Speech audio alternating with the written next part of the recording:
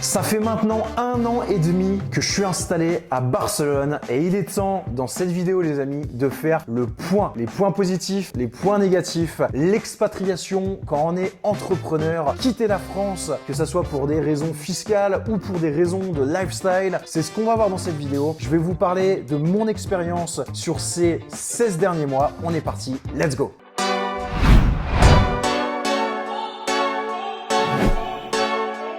Go hard, or go home, go home, go hard, go hard, or go home, go hard, go hard, or go home, go hard, go hard, or go home, touchdown. Alors faut savoir que je suis entrepreneur depuis un peu plus de 6 ans à l'heure où je fais cette vidéo et j'ai passé la majeure partie de ma vie d'entrepreneur en France, donc plus particulièrement à Paris. Donc j'ai développé plusieurs entreprises, des entreprises physiques, des écoles, des cabinets de conseil, des cabinets d'expertise comptable et j'ai développé également des sociétés dématérialisées, agences web digitales, infoproduits, formations en ligne, etc. etc. Et aujourd'hui avec mon associé Hamza, on a réussi à mettre en place toute une structure organisationnelle, tout un système qui nous permet de pouvoir diriger nos entreprises de n'importe où en fait à travers le monde. Donc et sur les 4 premières années de notre aventure entrepreneuriale, on est resté à Paris parce qu'on était vraiment, si vous voulez, dans la phase de construction. On avait besoin d'être sur place, on avait besoin d'être avec les équipes et également pour des raisons personnelles, je pouvais pas quitter Paris tout simplement parce que j'étais avec quelqu'un qui elle n'avait pas la possibilité de par son travail de me suivre, donc forcément j'allais pas partir tout seul. C'était pas l'objectif. Jusqu'au moment où on est arrivé, donc c'était en mai 2019.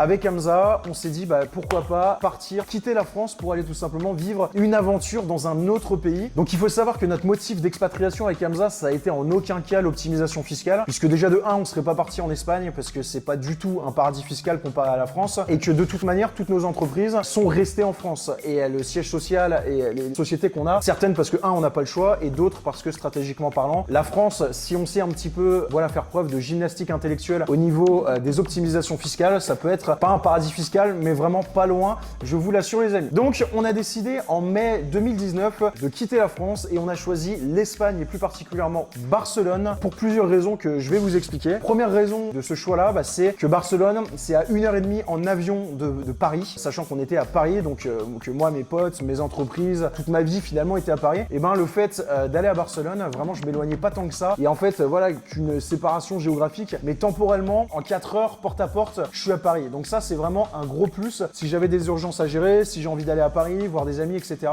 je pouvais vraiment le faire. Donc, je vais vous parler maintenant des points positifs de Barcelone. Ça fait à peu près 16 mois aujourd'hui que je suis à Barcelone. Je vais partir et je vous dirai où dans la fin de cette vidéo. Je vais partir vers une nouvelle destination dans très précisément 7 jours, là où je fais cette vidéo-là. Donc, les prochaines vidéos, vous verrez, elles seront dans un cadre complètement différent. Donc, Barcelone, ça a été une expérience ultra positive dans son ensemble, bien que je suis arrivé à un moment où c'était pas cool. Je suis arrivé en mai 2019 et en janvier 2020 du coup, il y a eu le coronavirus, le confinement et tout le bordel. Donc ça, c'était quand même un peu compliqué à gérer parce que forcément, toute la vie est au ralenti, il y a presque tout qui est fermé. C'était pas le top. Premier point positif de Barcelone, c'est qu'on a pris un putain de penthouse de malade mental. C'était un appartement au 25e étage, au dernier étage d'une tour en front de mer, en bord de mer et qui donnait une vue absolument spectaculaire sur toute la ville de Barcelone. Je vous cache pas les couchers de soleil, les soirées que j'ai pu faire là-bas. J'ai invité mes potes pendant l'été, etc.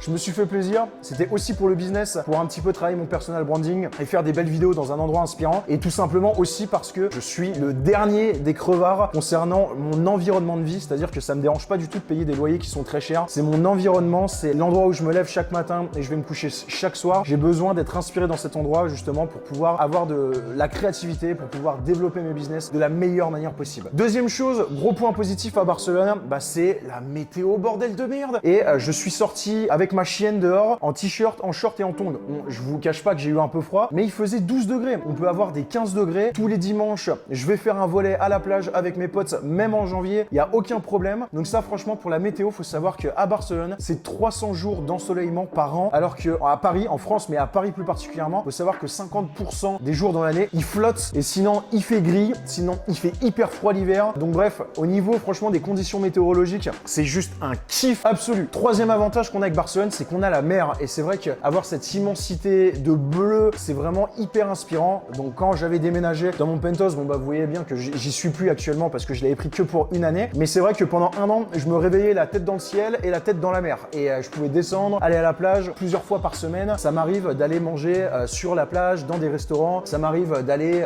me baigner à n'importe quel moment de l'année, et ça c'est franchement hyper cool d'avoir la mer. C'est vrai que bon bah à Paris on avait la Seine, et à Barcelone on a la mer. Bah voilà, il y en a qui aiment, il y en a qui aiment pas. Moi en tout cas, je trouve que c'est vraiment un gros plus dans la qualité de vie de pouvoir savoir que tu peux aller à la plage à n'importe quel moment de ta journée, à n'importe quel moment dans l'année. Je trouve ça vraiment super cool. Le quatrième point positif avec Barcelone, c'est que c'est une ville qui est ultra dynamique, c'est-à-dire que ça bouge comme pas possible. Il y a plein d'événements, il y a plein de festivals, bien évidemment pendant le Covid non, mais sinon en temps normal il y a plein de festivals, il y a plein d'événements, il y a plein d'expositions, il y a plein d'animations dans la rue, il y a des fêtes de Gracia, il y a énormément de choses, des festivals de bouchers, il y a plein de soirées. Franchement ça bouge. Culturellement c'est une ville hyper intéressante pour sortir, pour s'amuser. C'est vraiment le top du top. Et puis voilà, je veux dire, d'avril à octobre-novembre, il fait hyper bon. On peut être en t-shirt toute l'année pour sortir. Il y a des brunchs électroniques qui sont en plein air, il y a des soirées qui sont sur la plage. Bref, c'est franchement un kiff de ouf. Vraiment nickel. Cinquième raison, c'est que c'est proche de la France. Comme je l'ai dit en début de vidéo, on est à 1h30 de Paris. Donc ça, c'est hyper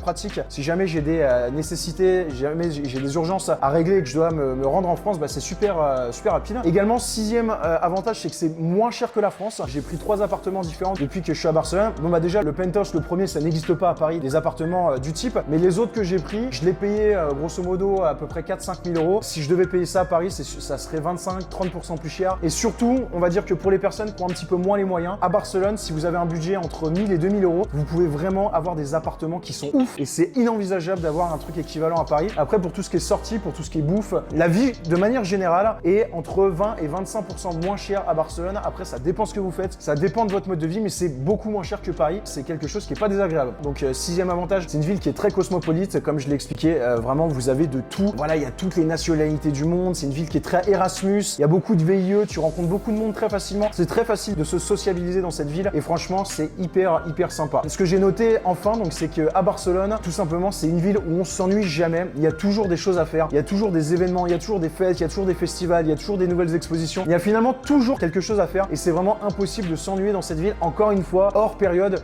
Covid. Donc voilà, ça c'était tous les points positifs de Barcelone où j'ai vraiment kiffé. Franchement, c'est sans regret tout ce que j'ai vécu. Mais il y a quand même certains points négatifs que j'ai moins aimé avec cette ville et je souhaitais tout simplement vous les partager. Du coup, le premier point négatif avec Barcelone qui fait que c'est une de mes motivations principales de partir là où je vais partir dans une semaine, c'est que c'est pas vraiment une ville, si vous voulez, très axée sur l'entrepreneuriat, très axée sur le business. On n'est pas dans un environnement entrepreneurial. Comme je vous l'ai dit, c'est plus une ville qui va attirer des personnes en Erasmus, qui va attirer des personnes en VIE, qui ont plus ce type de lifestyle. On n'est vraiment pas, je vous donne un comparatif par exemple avec Dubaï qui est une ville ultra entrepreneur, Bali qui est une ville où il y a plein de digital nomades, etc.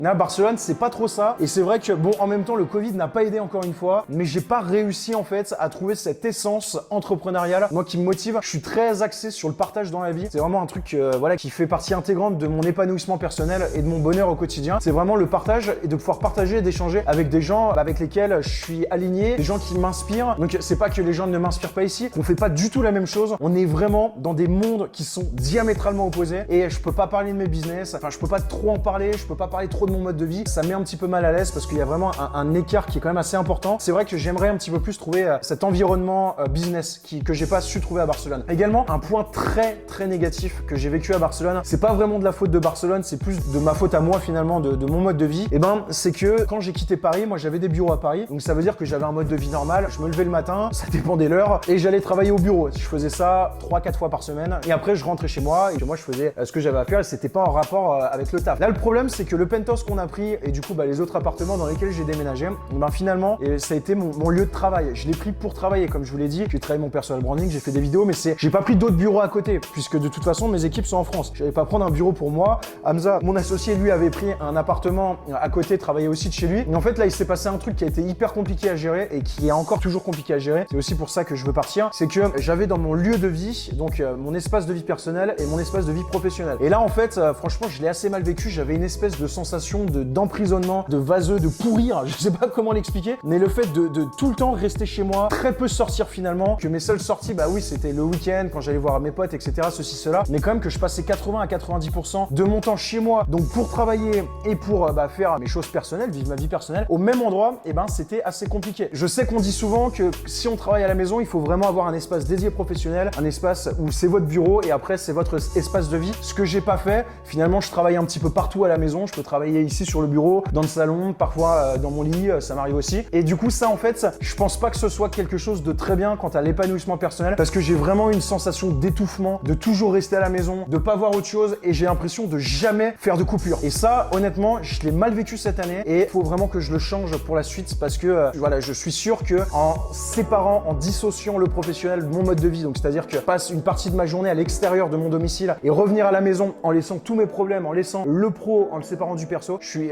convaincu que ce sera beaucoup mieux. Donc ça, c'était un truc compliqué à gérer. Troisième point négatif, ce qui est pas vraiment de la faute de Barcelone, mais c'est le confinement. Il y a eu le confinement. Donc moi, il faut savoir quand même qu'avant ça, je passais d'une vie, je vous explique, 6 mois à l'étranger, dans une dizaine, voire une vingtaine de pays, dans les endroits les plus ouf du monde, à des séminaires, à des conférences, à des masterminds, bref, 6 mois à l'étranger et 6 mois à Paris. Donc du coup, finalement, ça allait. Et en plus, j'avais mes bureaux qui n'étaient pas à la maison. Donc vraiment une sensation de vivre, de dynamisme, de bouger énormément. Alors que là, je suis passé de tout ça à plus rien, plus de mastermind, plus de voyage, plus de bureau et tout à la maison et confiné et tu fermes ta gueule et tu restes chez toi. Tu vois ce que je veux dire? Et ça, franchement, tout ça qui a fait que du coup, ça a joué sur mon mental, ça a joué sur mon mode de vie global et ça a été assez compliqué à gérer. Mais je pense que je suis pas le plus à plaindre dans cette situation. Mais quand même, ça n'a pas été top. Et aussi, point négatif qui est pas encore trop de la faute de Barcelone, c'est que pas de voyage, du coup, lié au confinement. Cette année 2020, j'ai pu un petit peu voyager, mais beaucoup moins que ce que j'ai l'habitude de faire. Donc, ça a été un point assez négatif. Donc voilà, concernant les points positifs, les points négatifs. Également, je voulais vous parler de la fiscalité en Espagne parce qu'on a créé une société en Espagne. Donc, il faut savoir que la fiscalité en Espagne n'est absolument pas plus avantageuse que la fiscalité en France. En termes d'imposition sur les sociétés, c'est sensiblement la même chose. Le seul point où ça va être plus intéressant si vous voulez vous expatrier en Espagne et devenir résident fiscal en Espagne et avoir une société en Espagne, c'est que donc si vous êtes gérant salarié de votre entreprise, vous allez pouvoir vous verser un salaire et contrairement en France, si vous êtes en SS, en SARL, il y a des charges sociales liées à votre salaire qui peuvent être assez élevées. Je vous donne un exemple, grosso modo, si vous prenez 2000 € de salaire, vous allez payer entre 1000 et 1800 € de charges sociales chaque mois parce que voilà, en France c'est comme ça. Mais il faut savoir qu'en Espagne c'est pas du tout comme ça. Vous avez un forfait fixe qui est approximativement à 200 € par mois et en gros je peux me verser 10 000 €, 20 000 € de salaire par mois si je veux. Je vais payer que 200 € de charges sociales fixes. Après bien évidemment je vais me faire éclater la gueule en impôt sur le revenu à la fin de l'année. Mais bon ça c'est lié à ma situation personnelle et du coup ce que je veux faire, je vous rassure c'est pas ce que j'ai fait. Mais là j'ai pu quand même me verser des petits salaires tranquilles entre 3 et 5 000 € par mois et du coup j'avais quasiment aucune charge sociale, 200 € par mois. C'est vraiment dérisoire. Donc voilà les amis, on arrive à la fin de cette vidéo et je suis super content de vous dire que dans les prochaines vidéos, peut-être pas la prochaine, mais dans les prochaines vidéos, vous allez pouvoir voir un décor et un environnement qui sera complètement différent que celui de Barcelone parce que je m'envole à Bali, les amis, pour une durée d'1 an. Ça sera 1 an minimum, à voir si je vais rester un petit peu plus longtemps. Donc je vous ferai suivre mes aventures, je m'installerai là-bas, je vous parlerai de la vie à Bali. Voilà, je vous parlerai des avantages, des inconvénients, la suite de mes aventures entrepreneuriales, les différents projets que je vais lancer. J'ai plein de surprises et j'espère vraiment pouvoir en inspirer un maximum parce que normalement, ce que je vous ai préparé, ça devrait vous faire kiffer. Je t'ai préparé une vidéo qui va sortir la semaine prochaine. C'est une analyse de business d'un entrepreneur que tu connais. Donc pour ne pas rater cette vidéo, je t'invite à cliquer sur s'abonner et surtout clique sur la cloche pour activer les notifications. Et comme ça, quand je sortirai cette nouvelle vidéo d'analyse de business, tu seras prévenu. Crois-moi, tu vas kiffer. N'oublie pas de mettre un pouce bleu pour m'aider un petit peu à faire monter la chaîne. Et je te dis à bientôt. Bye bye. Ciao, ciao.